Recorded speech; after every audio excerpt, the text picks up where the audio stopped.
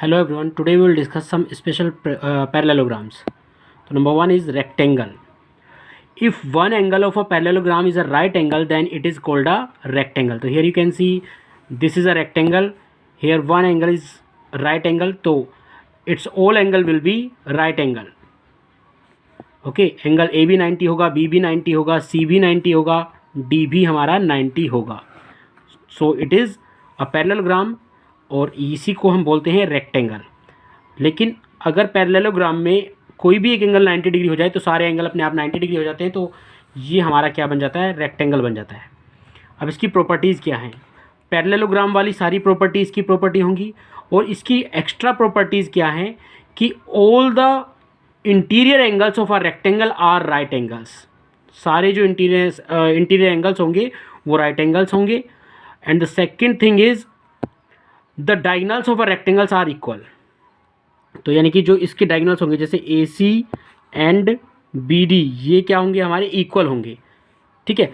Parallelogram वाली तो सारी प्रॉपर्टी इसकी प्रॉपर्टी होंगी क्योंकि ये भी एक पैरेललोग्राम है, रेक्टेंगल भी एक पैरेललोग्राम है.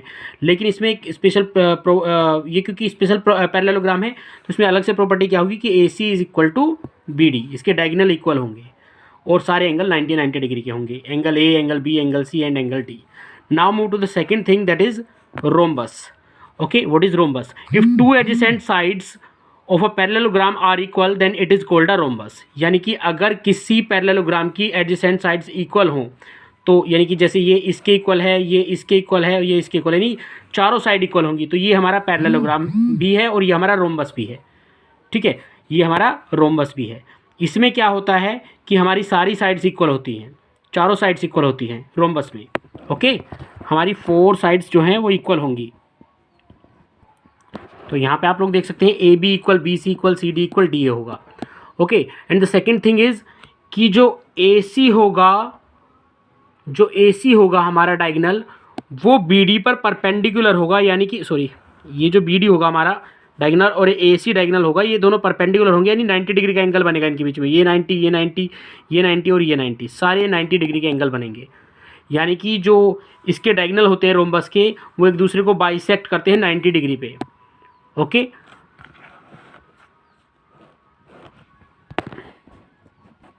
एंड रोम्बस की जो नेक्स्ट प्रॉपर्टी होती है वो क्या होती है कि अगर इस फिगर की बात करें, इस डायग्राम की बात करें, तो डायगोनल ए सी जो है वो ए और सी को यहाँ पे बाइसेक्ट करेगा और बी डी जो है वो बी और डी को बाइसेक्ट करेगा. यानी इन दो एंगल को दो इक्वल एंगल्स में डिवाइड करेगा.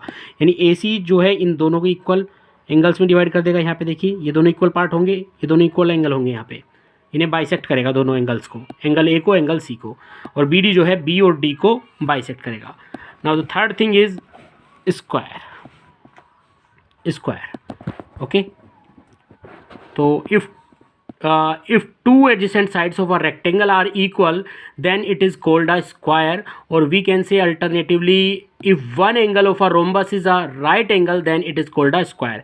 यानी कि अगर किसी एक रोम्बस का कोई भी एक एंगल 90 डिग्री बन जाए तो ये हमारा स्क्वायर हो जाएगा. या फिर किसी रेक्टेंगल की 2 एडजेसेंट साइड्स इक्वल हो जाएं तो ये भी हमारा क्या हो जाएगा, ये भी हमारा एक स्क्वायर बन जाएगा. तो यहाँ पे ए बी सी डी हमारा स्क्वायर है. ए बी सी डी की में क्या जो इसकी प्रॉपर्टी होती है वो क्या होती है कि इसकी सभी साइड्स इक्वल होती है. यानी A B, B C, C D, D A, ये चारों इक्वल होंगी, ये चारों इक्वल होंगी रोम्बस की तरह. ठीक है, और रेक्टेंगल की तरह इसके सारे एंगल जो हैं वो भी 90 डिग्री के होते हैं. Angle A, angle B, angle C, angle D सभी 90 डिग्री के होंगे. ओके, सभी साइड्स इक्वल हो गई, सभी एंगल 90 डिग्री के हो गए.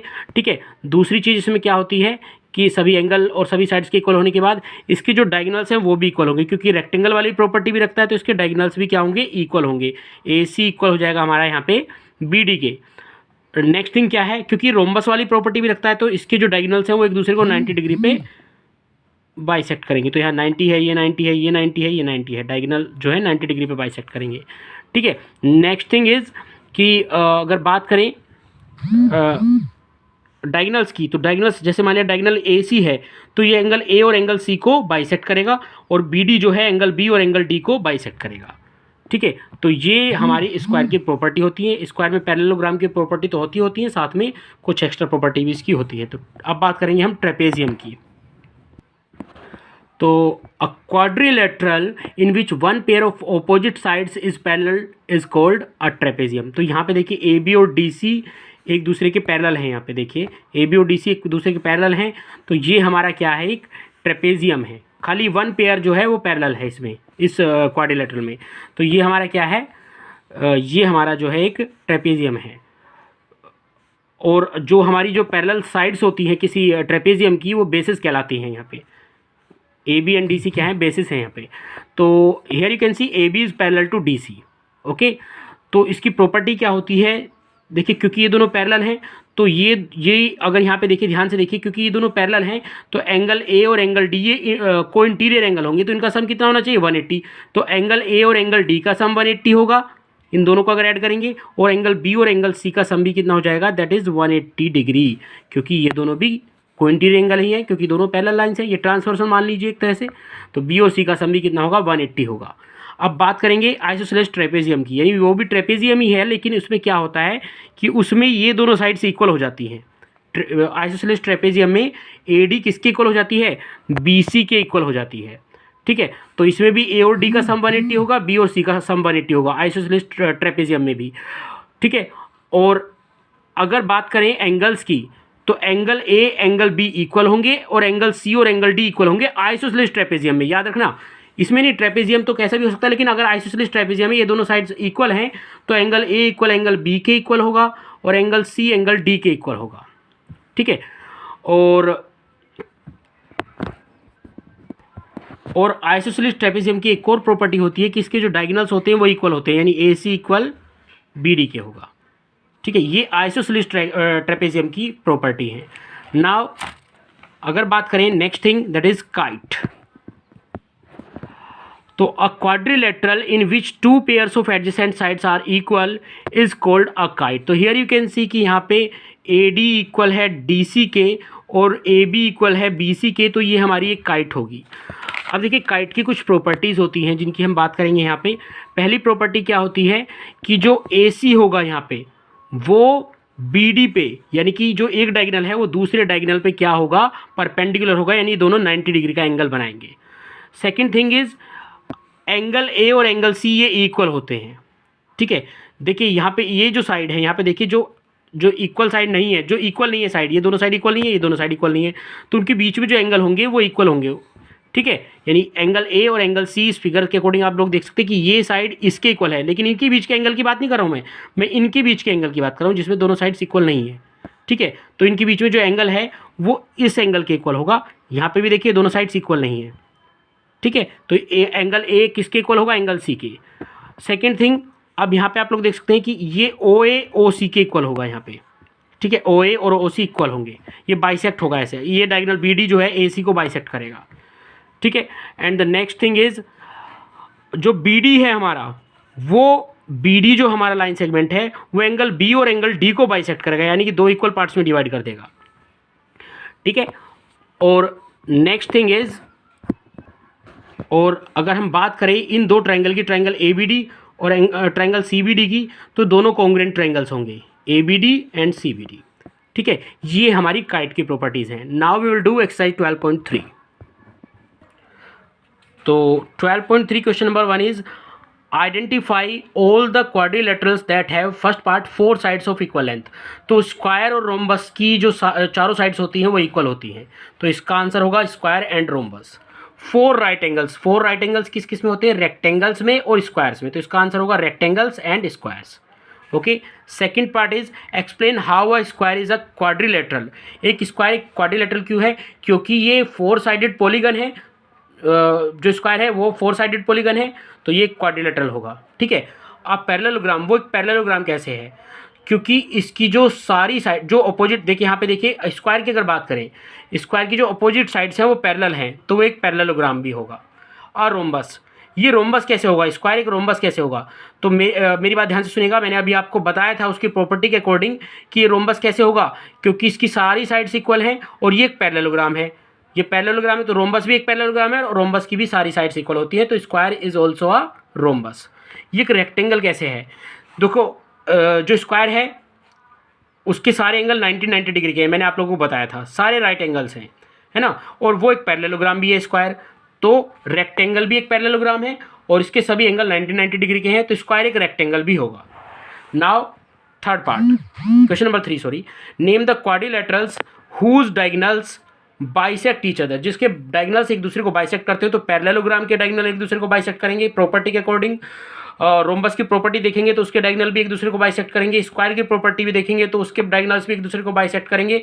रेक्टेंगल के डायगोनल्स भी एक दूसरे को बाइसेक्ट करते हैं। तो parallelogram, rhombus, square, rectangle. Now second part is are perpendicular bisectors of each other. तो परपेंडिकुलर बाइसेक्टर यानी कि डायगोनल्स एक दूसरे को बाइसेक्ट करें 90 डिग्री पे, तो ऐसे कौन कौन से होते हैं? रोम्बस और स्क्वायर, ऐसे होंगे रोम्बस एंड स्क्वायर।